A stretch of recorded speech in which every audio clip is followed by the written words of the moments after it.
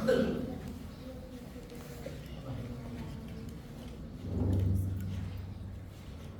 الحمد لله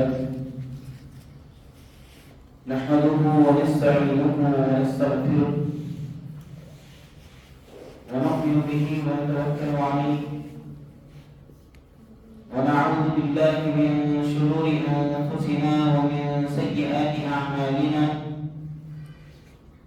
من يهده الله فلا مضل له ومن يضلله فلا هادي له وأشهد أن لا إله إلا الله وحده لا شريك له وأشهد أن محمدا عبده ورسوله أرسله بالحق بشيرا ونذيرا وداعيا من الله بإذنه وسراجا منيرا أما بعد فأعوذ بالله من الشيطان الرجيم بسم الله الرحمن الرحيم يا أيها الذين آمنوا اتقوا الله حق تقاته ولا تموتن إلا وأنتم مسلمون يا أيها الناس اتقوا ربكم الذي خلقكم من نفس واحدة وخلق منها زوجها وبث منهما رجالا كثيرا ونساء واتقوا الله الذي تساءلون به والأرحام إن الله كان عليكم رقيبا يا أيها الذين آمنوا اتقوا الله وقولوا قولا سديدا يصلح لكم أعمالكم ويغفر لكم ذنوبكم ومن يطع الله ورسوله فقد فاز فوزا عظيما قال الله تبارك وتعالى في القرآن المجيد الذين آمنوا وتطمئن قلوبهم بذكر الله ألا بذكر الله تطمئن القلوب وقال عز وجل الذين آمنوا ولم يلبسوا إيمانهم بظلم أولئك لهم الأمن وهم مهتدون وقال الله عز وجل إن الذين آمنوا وعملوا الصالحات سيجعل لهم الرحمن ودا وقال عز وجل في موضع آخر إن الله لا يغفر أن يشرك به ويغفر ما دون ذلك لمن يشاء أو كما قال رب العالمين تمام قسم کی تعریف و توصیف کبریائی و بڑائی بزرگی و برتری حمد و ثنا تحمید و تمجید مسلم وحدہ لا شریک لہ کے لیے لائق و زیبا ہے کہ جس نے ساری کائنات کو 6 ایام میں بنا کر اپنے آپ کو عرش پر مستوی کیا تمام تعریفیں و سلام رب العالمین کے لیے کہ جس نے میری اور آپ کی زندگی کو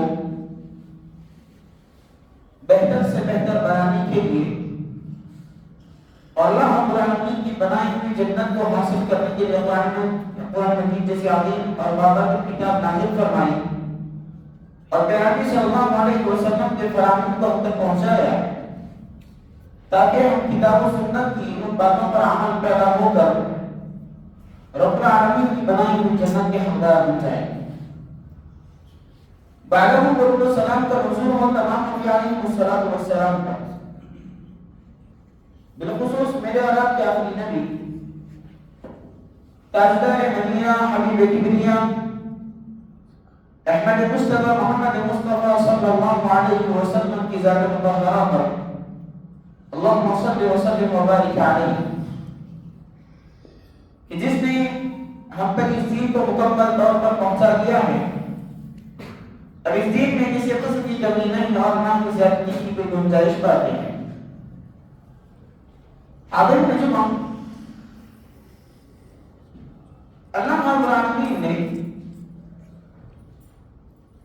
انسانوں کو اس دنیا کے اندر وجود بخشنے کے بعد انہیں بے رحمی کا شکار بنا کر انہیں ٹھکرا نہیں کیا یا انہیں بے رحمی کا ذریعہ نہیں بنا دیا، بلکہ اللہ رب العالمین نے ان انسانوں کی ہدایت کے لیے انبیاء علیہ السلام کو وقتاً فوقتاً مبعوث کیا، اور اللہ رب العالمین نے ان انبیاء کے ذریعے جس دولت کو اپنے بندوں تک پہنچایا وہ ہے ایمان کی دولت۔ ایک بندہ دنیاوی اعتبار سے مال و جائیداد کے مرحلے میں کتنا ہی اونچا کیوں نہ ہو جائے، کتنی ہی جائیدادیں اس کے پاس کیوں نہ آ جائیں، اگر اس کے دل میں ایمان کی دولت نہیں ہے تو سب سے بڑا غریب وہ انسان ہے۔ اور اگر کسی کو اللہ رب العالمین نے ایمان کی دولت عطا کر دی اور اسے دنیاوی دولت کے حصے میں سے کچھ نہ بھی ملا، ایسا انسان حقیقی معنی میں سب سے بڑا دولت مند اور سب سے بڑا مالدار مانا جا سکتا ہے، اور کہنے پر فخر ہونا چاہیے۔ ہم اپنا موازنہ ان لوگوں سے نہ کریں جن کے پاس دنیاوی اعتبار سے جائیدادیں موجود ہیں، ہم اپنا موازنہ ان لوگوں سے نہ کریں جو دنیاوی اعتبار سے جن کے پاس عہدے ہوں، منصب ہوں، جن کے پاس اپنے اپنے مقامات ہوں، وہ اعلیٰ درجے پر فائز ہوں، ہم اپنے آپ میں ان سے موازنہ کریں۔ ہمارا اپنا موازنہ ان لوگوں سے ہو جن کے پاس ایمان کی دولت ہے کہ نہیں ہے۔ اگر کسی کے پاس ایمان کی دولت نہیں ہے تو اس کے حق میں دعا کرتے ہوئے اپنے حق میں اللہ رب العالمین کے سامنے شکر ادا کریں کہ اللہ رب العالمین نے آپ کے سینے میں اس دولت کو عطا کیا ہے۔ آپ دیکھو اللہ رب العالمین نے قرآن مجید میں کئی مقامات پر کہا الذین آمنوا، وہ لوگ جو ایمان لائے، وَتَطْمَئِنُّ قُلُوبُهُم بِذِكْرِ اللَّهِ، ان کے دلوں کو اطمینان پہنچتا ہے تو اللہ کے ذکر سے پہنچتا ہے۔ أَلَا بِذِكْرِ اللَّهِ تَطْمَئِنُّ الْقُلُوبُ، خبردار اس بات کو جان لو، خبردار اس بات کو سمجھ لو کہ اللہ کے ذکر سے ہی دلوں کو سکون ملتا ہے۔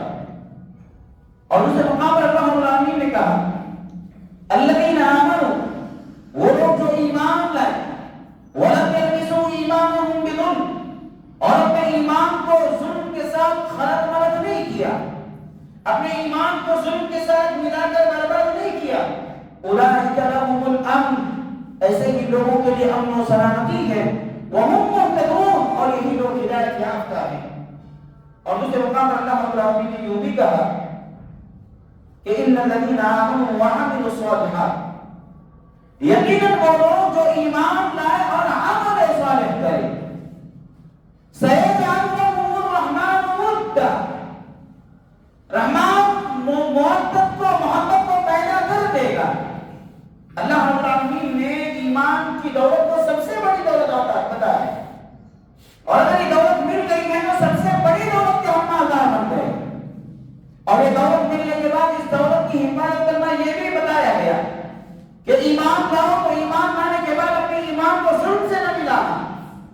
صحابہ کرام رضوان اللہ علیہم اجمعین نے پوچھا اللہ کے نبی ظلم سے کیا مراد ہے؟ تو اللہ کے نبی صلی اللہ علیہ وسلم نے فرمایا شرک جو ایمان کو برباد کر کے، ایمان کی مٹھاس کو ختم کر کے بندے کو جہنم کا ایندھن بنا کر چھوڑتا ہے۔ تو ایمان کی دولت کے آ جانے کے بعد بندے کو اس بات کا فکر مند ہونا چاہیے کہ وہ اپنے ایمان کی فکر کیسے کرے، وہ اپنے ایمان کی حفاظت کیسے کرے، وہ اپنے ایمان کو صحیح سالم کیسے رکھے، وہ اپنے آپ کو ایمان کے دائرے میں کیسے محفوظ رکھے، کیسے وہ اپنے آپ کو شرک کی گندگیوں سے دور رکھے۔ اور شرک کی ہم سمجھتے ہیں، ہم نے شرک اکبر سے اپنے آپ کو بچا لیا تو ہم سمجھتے ہیں سب سے بڑے موحد ہم بن گئے۔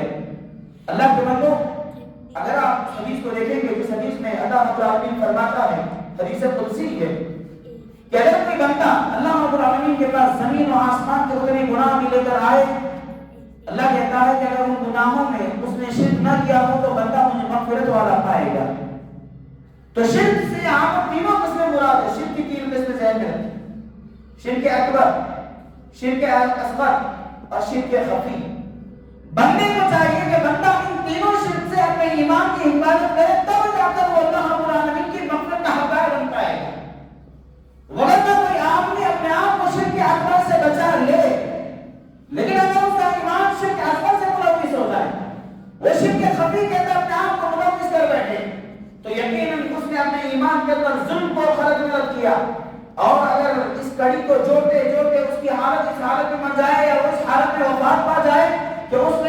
ایمان کے اندر شرک کی بدبو کو داخل کر لیا ہو تو اللہ کے رسول صلی اللہ علیہ وسلم نے فرمایا من مات یشرک باللہ شیئا دخل النار، جو شخص اس حال میں مرے کہ اس نے اللہ کے ساتھ کسی چیز کو شریک کیا ہو اسی کا جہنم میں ڈالا جائے گا۔ سمجھ رہے کیا ہے؟ آج میرا اپنا عنوان جو آپ کو سمجھانا ہے وہ یہ کہ ایمان اور عمل صالح کامیابی کی ضمانت ہے۔ ایمان اور عمل صالح جب دونوں ہماری اپنی زندگی کے اندر آ جائیں تب جا کر بندہ اس دنیا کے اندر یا یوں کہوں کہ اس دنیا سے بڑھ کر اخروی زندگی کے اندر اللہ رب العالمین کی نظر میں کامیابی حاصل کر سکتا ہے۔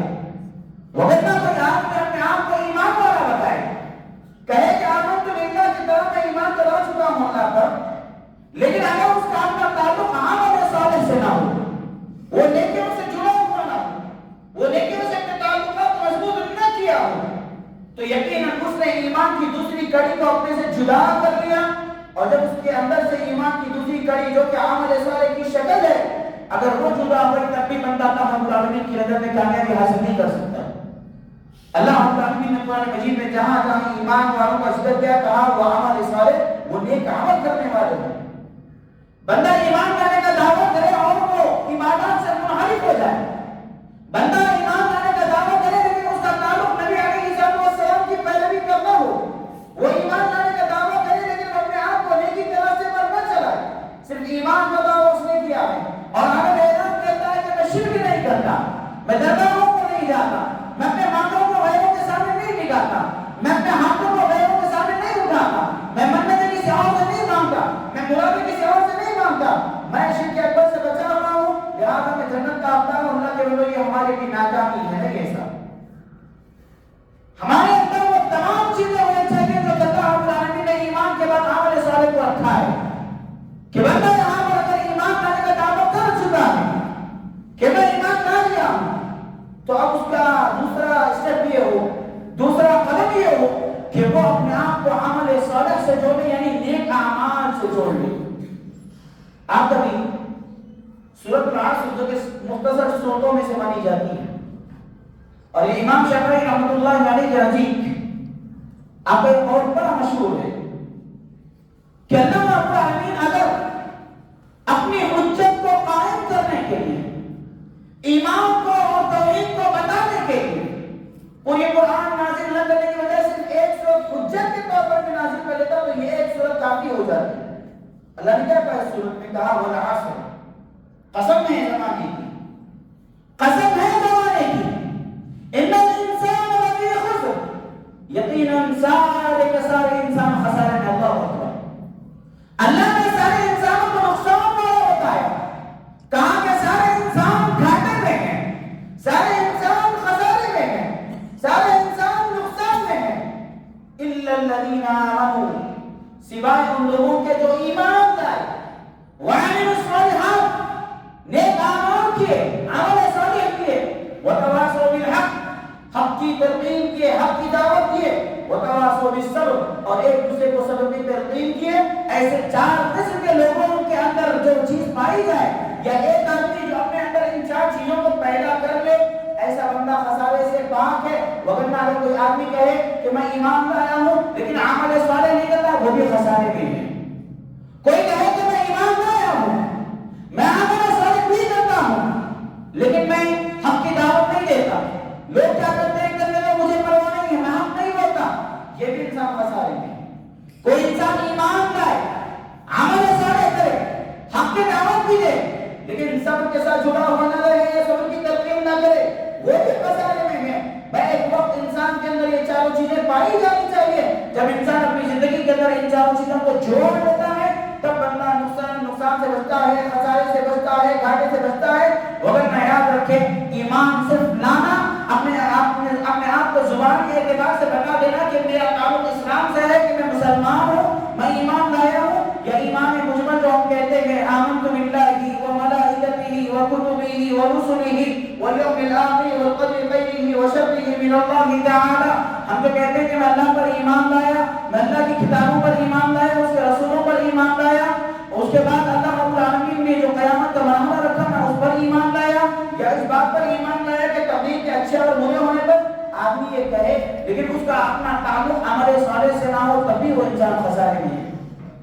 اللہ کے بندوں، ہم یہاں پر جو جمع ہوئے، ہم اللہ رب العالمین کے اپنے آپ کو بندے تصور کرتے ہیں اور ہمارا ماننا ہے کہ اللہ رب العالمین کے بندے ہیں، تو اللہ رب العالمین نے پورے قرآن کے اندر دو باتوں کو سب سے اہم طور پر ذکر کیا جو حیثیت مومن کے نظریے سے ہم دیکھیں گے، وہ یہ کہ بندہ پہلے تو اللہ رب العالمین کی ہی عبادت کرے۔ بندے کی زندگی اگر اس دنیا کے اندر ہے، وہ سانسیں لے رہا ہے، وہ زمین کے اندر ہے، زمین پر موجود ہے، اس کا مطلب یہ ہے کہ اسے اللہ رب العالمین کی بندگی کرنا ہے، وہ بندگی سے اپنے آپ کو پیچھے نہیں کر سکتا۔ یہ قرآن کا اعلان ہے کہ وما خلقت الجن والانس الا ليعبدون، کہ میں نے جنات اور انسان کو محض اسی لیے پیدا کیا کہ میری عبادت کریں۔ تو قرآن کا پیغام یہی ہے کہ آپ کو اللہ کی عبادت کرنا ہے، اور قرآن کا دوسرا پیغام یہ کہ آپ کو اللہ کے علاوہ کسی اور کی عبادت نہیں کرنا۔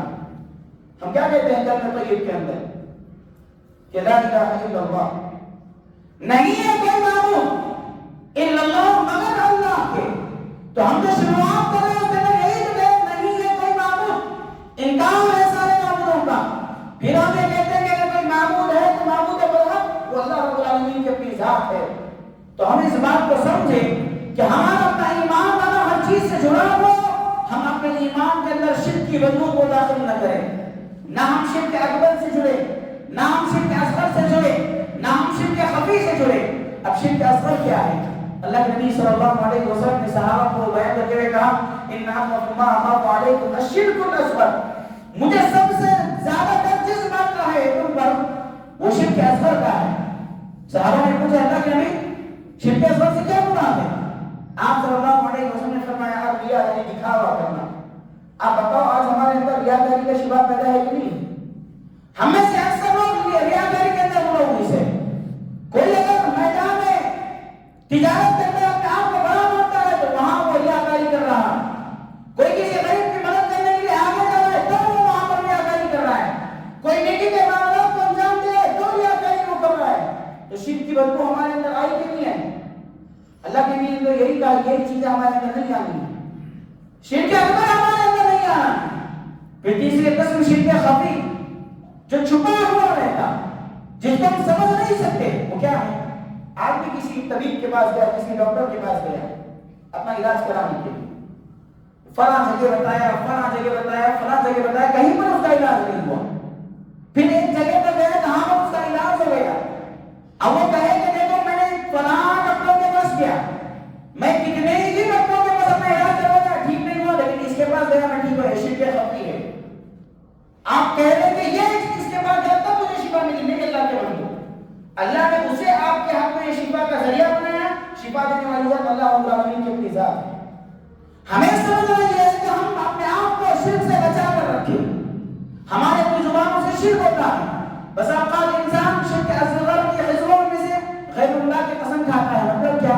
کوئی آدمی اپنے والدین کی قسم کھا لے، کوئی آدمی کسی اور چیز کی قسم کھا لے۔ اللہ کے نبی صلی اللہ علیہ وسلم نے کیا فرمایا؟ من حلف بغیر اللہ فقد اشرک، جس نے غیر اللہ کی قسم کھائی اس نے بھی شرک کیا۔ تو آج ہمارے اندر یہ بھی چیز پائی جاتی ہے، اللہ کے بندے ایمان یہ ہے کہ تم انسانی چیزوں سے اپنے ایمان کو بچا کر رکھو، تمہارا ایمان شرک اکبر سے بچا ہو۔ تم یہ مان لو کہ میرا مانگا دیے گا تو ایک اللہ کے سامنے ٹکے گا، میرے ہاتھ اٹھیں گے تو ایک اللہ کے سامنے اٹھیں گے، میں کوئی کام کروں گا تو ایک اللہ کے لیے کروں گا۔ یہ شرک اکبر سے اپنے آپ کو بچانا ہے۔ اگر کوئی بندہ اللہ کی عبادت کرتے ہوئے اپنے ماتھے کو اوروں کے سامنے ٹکائے، گویا کہ وہ شرک اکبر کا مرتکب ہوا، اور ایسا تو ہمیشہ جہنمی ہے۔ پھر شرک اصغر سے اپنے آپ کو بچاؤ کہ اپنے اندر ریاکاری پیدا نہ کرو، دکھاوا پیدا نہ کرو۔ کوئی عمل کرو تو خالص اللہ رب العالمین کی رضا کے لیے کرو، کسی کی مدد کرو تو اللہ کی رضا کے لیے ہو، کوئی نیکی کا کام ہو تو اللہ کی رضا کے لیے ہو، کوئی خیر کا کام ہو تو اللہ رب العالمین کی رضا مطلوب ہو۔ لوگوں کی واہ واہی حاصل کرنا، لوگوں کی تعریفیں سننا، لوگوں سے اپنے حق میں بہتر کلمات سننے کی خواہش کرنا، یہ تمہاری نیکی کو برباد کرنے والی شے۔ اللہ کے بندو اس سے اپنے آپ کو بچاؤ۔ پھر شرک کے خفی سے بھی اپنے ایمان کو بچاؤ کہ یہ بھی ایمان کو برباد کرنے والی چیز ہے۔ اللہ رب العالمین نے جو کامیابی کی زبان کی وہ یہی کہا کہ الذین آمنوا ولم یلبسوا ایمانهم بظلم، جو لوگ ایمان لائے اور اپنے ایمان کو ظلم سے خلط نہیں کیا، اولئک لهم الامن، ایسے ہی لوگوں کے لیے امن ہے، سلامتی ہے، سکون ہے، وهم مهتدون، ہدایت یافتہ ہے. اللہ اکبر. ہمیں اپنے آپ کو اس درجے میں لانا ہے کہ ہم اپنے ایمان کو ظلم سے غلط ملت نہ کریں. ہمارے ایمان کے اندر شرک کی گندگی داخل نہ ہو. ہمارے ایمان کے اندر بدعات کی خرافات کی گندگی داخل نہ ہو. اور جب ہم اس مرحلے میں آ جائیں تو پھر ہمارا دوسرا اسٹیپ یہ ہو کہ ہماری اپنی زندگی کے اندر عمل صالح جڑ جائے. ہم اپنے آپ کو عمل صالح سے جوڑ لیں. ہماری زندگی کے اندر عمل صالح آ جائے, بندہ تب جا کر کامیاب ہوگا. آپ دیکھو دنیاوی مثال کے اعتبار سے ہم دیکھیں, ہم دستر پر بیٹھے کھانے کے لیے اور ہماری اپنی پلیٹ کے اندر کھانا بھی موجود ہو, ہم اپنے ہاتھوں کو بند کرتے ہوئے اگر اس نوالے سے کہیں کہ اے نوالے مجھے پیٹ میں تیری ضرورت ہے, تو خود بخود اٹھ کر میرے پاس آ جائے, تو کیا وہ آئے گا؟ بندے کو اپنے ہاتھوں کو وہاں تک لے جانا پڑے گا. ایک معمولی سے نوالوں سے اپنے پیٹ تک پہنچانا ہے تو بھی کچھ عمل کرنا ہے. اللہ کے بندے, اللہ رب العالمین نے جنت رکھی ہے, وہ جنت صرف زبانی دعووں کو نہیں مل سکتی. یہی ہے کہ ایمان کا دعویٰ کرنے والوں کو نہیں مل سکتی. ایمان کا دعویٰ کرنے کے بعد اس ایمان پر ڈٹے رہنا, ایمان کا دعویٰ کرنے کے بعد ایمان پر قائم رہنا, ایمان کا دعویٰ کرنے کے بعد ایمان کے ساتھ اپنے آپ کو شرک سے بچائے رکھنا, اور دوسرا یہ کہ اپنے آپ کو عمل صالح سے جوڑ لینا. ایسا بندہ حقیقی ایمانوں میں کامیابی حاصل کر سکتا ہے. ورنہ ہم صرف ایمانی دعوے کر لیں. اور آپ دیکھو یہاں پر جتنے لوگ بیٹھے ہیں ایمان کے دعوے دار ہیں, تبھی تو یہاں پر آئے ہیں. اللہ کا سچا ایمان ہے تبھی تو یہاں پر جمع ہوئے ہیں. لیکن بتاؤ اللہ پر ایمان ہم لانے کا دعویٰ کر رہے ہیں, لیکن عمل صالح کہاں ہے ہماری زندگی میں؟ میں اللہ پر ایمان لایا ہوں. اللہ پر ایمان کا مطلب یہ کہ اللہ مجھے جو کرنے کے لیے کہے گا مجھے کرنا ہے. اللہ مجھے جن کاموں سے روکے گا مجھے رکنا ہے. اب میں اور آپ اپنے اپنے گریبانوں کے اندر اپنے آپ کو لے جانے کی طرف قائل کریں کہ میں اپنے آپ سے پوچھوں یا آپ اپنے آپ سے پوچھیں کہ اللہ رب العالمین پر میں ایمان لا چکا ہوں, اللہ رب العالمین کی باتوں پر میں کتنا ایمان لا رہا ہوں. کیا میرا تعلق مسجدوں سے 5 وقت کی نمازوں سے ہے؟ کیا میرا تعلق مسجدوں سے ویسا ہے جیسے اللہ کے رسول صلی اللہ علیہ وسلم نے بتایا؟ کیا میرا تعلق مسجدوں سے ویسا ہے جیسے اللہ رب العالمین نے بتایا؟ ہمارا اپنا تعلق مسجدوں سے جمعہ نظر آ جائے, رمضان نظر آ جائے, تو بڑا کامیاب ہم نے آپ کو تصور کرتے ہیں. اللہ کے بندو یہ کامیابی نہیں ہے, یہ کامیابی نہیں ہے. یہ تو ہم ایمان کے ساتھ منافقت کو اپنے اندر پیدا کر رہے ہیں. ایک طرف ہم اللہ پر ایمان لانے کا دعویٰ کرتے ہیں کہ ایمان مفصل تفصیل سے ایمان کا دعویٰ کر رہے ہیں, آمنت باللہ کہہ کر وملائکتہ وکتبہ کہہ کر, پھر عمل صالح سے کہا جائے کہ نیک عمل کرو, کل سے دیکھیں گے, پرسوں سے دیکھیں گے, اگلے مہینے سے دیکھیں گے. کہاں ہم نے اپنے ایمان کو کامیاب بنانے کی کوشش کی؟ بتاؤ. پورے خطبے کا خلاصہ یہی ہے اللہ کے بندو, مجھے سمجھنا اور سمجھانا یہی ہے, اور آپ کو سمجھنا یہی ہے کہ ایمان اور عمل صالح دونوں مل کر بندہ کامیاب بن سکتا ہے. ایمان اور عمل صالح میں سے کوئی ایک چیز بھی مفقود ہو جائے, ایمان اور عمل صالح میں سے کوئی ایک چیز بھی چھوٹ جائے, بندہ نہ صرف ناکام ہوگا بلکہ ہلاک و برباد ہوگا. اس کی مثال دیکھو, اب اما کی وغیرہ مثال کے طور پر, چونکہ لوگ جانتے ہیں, وہ اگر لوگوں کو روز 1 لاکھ لوگوں کو کھانا کھلائے, روز 1 لاکھ لوگوں کے اندر کپڑوں کو تقسیم کر دے, نیکی کا عمل ہے کہ نہیں ہے؟ ہے نیکی کا عمل. لیکن چونکہ پہلی چیز اس کے اندر ایمان نہیں ہے, کیا وہ قبول ہوگا؟ نہیں ہوگا. ایمان اگر وہ لا دے, ایمان لانے کے بعد عمل صالح نہ کرے, کیا ایسا آدمی کامیاب ہوگا؟ نہیں ہوگا.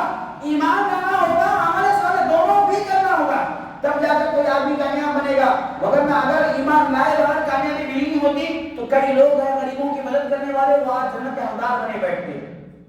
اللہ کے نبی صلی اللہ علیہ وسلم کے دور میں خود عبداللہ بن جدعان, جو اللہ کے نبی صلی اللہ علیہ وسلم کی جب عمر 20 سال کی تھی, آپ صلی اللہ علیہ وسلم کے ساتھ اس وقت جو اس دور میں مکہ کے اندر جو حلف الفضول کا واقعہ پیش آیا, عبداللہ بن جدعان بڑا نیک آدمی, بڑا سخی آدمی, بڑی مددوں کرنے والا آدمی, لیکن جہنم کے اندر کیوں جائے گا؟ ایمان نہ لانے کی وجہ سے.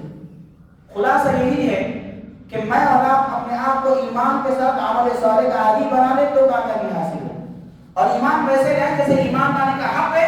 ایمان لانے کے بعد غیروں کے ڈر کو اپنے اندر بٹھانا, غیروں کے ذریعے شفا حاصل کرنے کی باتیں کرنا, یا فلاں طبیب کے پاس جانے کی باتیں کرنا, یا ایمان لانے کے بعد اپنے ماتھوں کو غیروں کے سامنے, غیروں کے قبروں کے سامنے ٹکا کے پھرنا, ان سے منتیں مانگنا, مرادیں مانگنا, یہ ساری چیزیں ایمان کو برباد کر کے ہمیں دنیا اور آخرت میں ذلیل کرنے والی ہے. بس یہی ہے کہ میں اور آپ ایمان لائیں اور عمل صالح کریں. تبھی اللہ رب العالمین کی بنائی کی جنت کے حقدار بن سکتے ہیں۔ اللہ مجھ کہنے والے کو اور آپ سننے والوں کو ان باتوں کو سمجھنے کی توفیق عطا فرمائے۔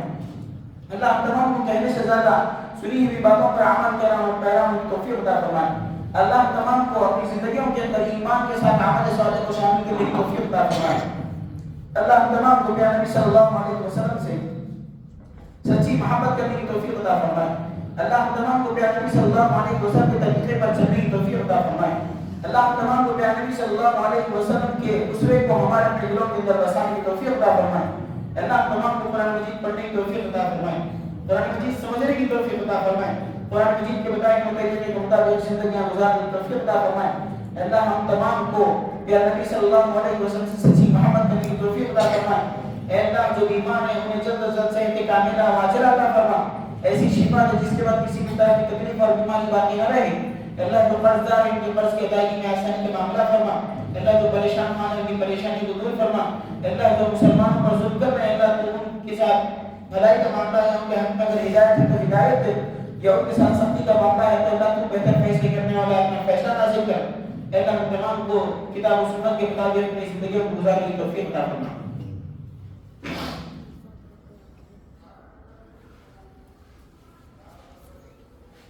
الحمد لله وكفى وسلام على عباده الذين اصطفى، اما بعد فاعوذ بالله من الشيطان الرجيم، بسم الله الرحمن الرحيم.